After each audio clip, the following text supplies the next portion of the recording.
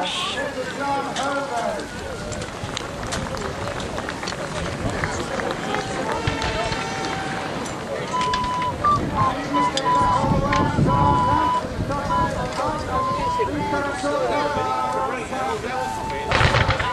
one of those discs.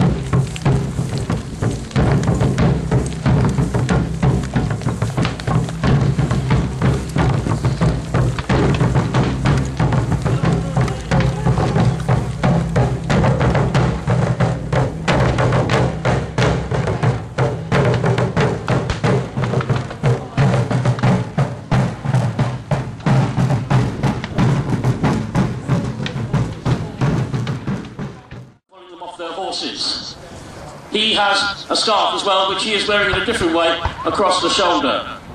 You notice also that they're carrying something else apart from their weapons. Now the musketeer obviously has his musket. Now they were cut down by later drill manuals. And when they were on the field, the drill manuals went out and it was load and fire as fast as you can. But there was a reason why they did this in such a cumbersome fashion. And they did the same thing with the pikes, by the way. The pike drill was equally as long and laborious. The reason they did it was that time after time after time, if you did it, you learned it, and you learned to do it even in your sleep. You could close your eyes and you would know how to load and fire your musket. You would do it under the most strenuous and difficult of all circumstances, when you're being fired at by opposition musketeers. Down! Raise to your right hand! Loading by instruction! Give rest to your musket! Now the sergeant, you will hear going through all the various procedures. Clean out your pan!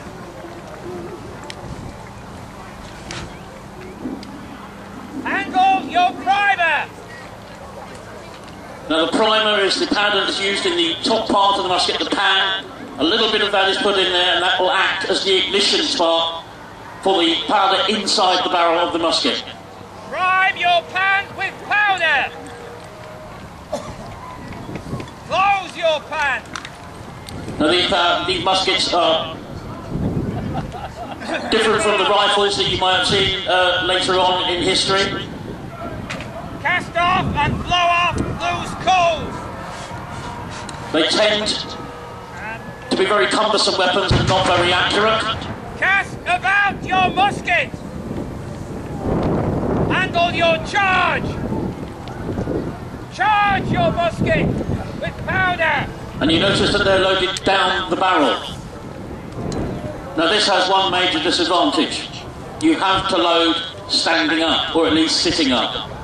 You can't be lying prone. And ball! It means that you're very exposed so far as the enemy is concerned, but the same thing goes for them. Stick. Withdraw your scouring stick. Turn and shorten. Ram home your charge. Remove your scouring stick. And these muskets Turn and shorten. are smooth-bore muskets. Return your scouring stick. That means that they don't have any rifling down inside the barrel. Get! Fire! Recover! And that was a musket volley, ladies and gentlemen. Can we have a big round of applause, please? They did that very well. Your right hand about face. Like I said, these musketeers were to have the last laugh in the 17th century, because by the 1680s and 1690s, the pikeman, that you see over there, had disappeared from European warfare completely. He'd gone. One very simple reason. Somebody ran out of powder one day, so they stuck the end of their dagger into the musket. and they used it as a pike. And then the French came up with the idea of the bayonet. Oh, that was very quick for the first man to fire. Can we have a big round of applause for the very first man to fire? And a splendid time as well. Now, one thing I want you to imagine, ladies and gentlemen, is that you are on the field of battle and you are facing musket blocks of, say, 200 to 300 men in sections right the way through. Say there's about 8,000 musketeers and they're all firing. You can smell a bit of the smoke. You can see a bit of it. Imagine what it would be like on the actual field of battle when they are firing and the artillery are firing. Return to the main body! Somebody once said that you never actually see a battle, you hear it and you smell it. But it's very difficult to see sometimes in the circumstances when there's so much smoke and so much confusion. The Greeks used them, they called them a sarissa. And the sarissa would grow to enormous proportions. The Macedonians under Alexander the Great, their sarissas were 22 foot long. Manoeuvring men in a group like this, in such close combat formations, requires a lot of training. You don't want the pikes to become entangled.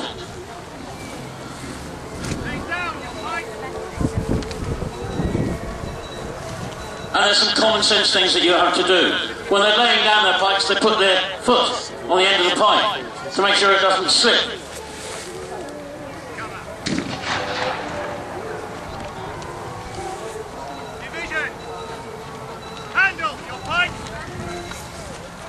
Everything has to be done in a specific way. Handling your pike means you turn your hand like that, grip it, and then your hand is in the right position when you recover.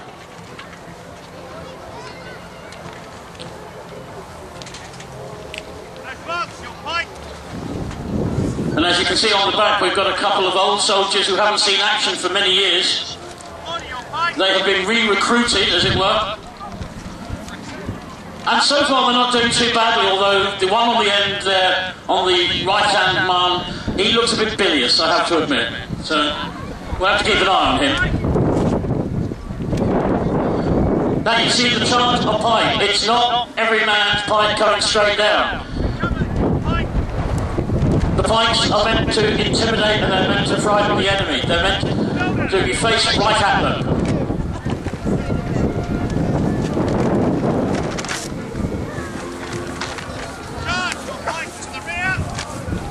And they have to be able to do manoeuvres which are quite complicated, such as that one. Now these are very simple men. Many of them don't have any kind of formal education. So they have to be taught in a way that they understand, and that is by sheer repetition. Time and time and time again until they got it right. But it also toughened them. Try drilling with a pike for about an hour. It leaves you exhausted, I know. They made me do it last year, the swine.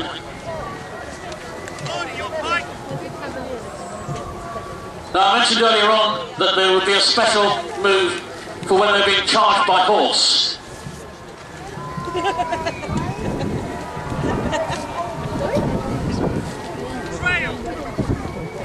This isn't it. This is something else.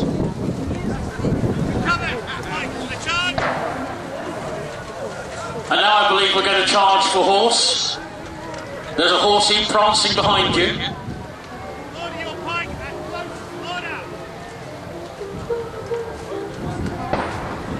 When horse attacked, it was vital to protect the most important things in the regiment, the colours and the officers. Those were the two most important things. And you can see the fight going down there, and then they handle their short swords, their infantry hangers. Now, you're not going to like this bit, ladies and gentlemen, but these pikes are not levelled at the riders. For those of you who like horses, I'm sorry to say, they are intended to kill the horse. You kill the horse, it throws the rider. The rider can then be finished off with a short sword or a dagger. One cavalry unit gone. If you kill just the rider, another rider can be found to take his place, so therefore only half a unit gone. It's sheer mathematics and it's brutal, but that's what they did. And you can see this drill would toughen these men up. Oh, by the way, these 18-foot long pikes very cumbersome to actually use when you're walking along. I'm sure you'll agree with that. Some people decided to cut 2 foot off them to make them easier when they're marching.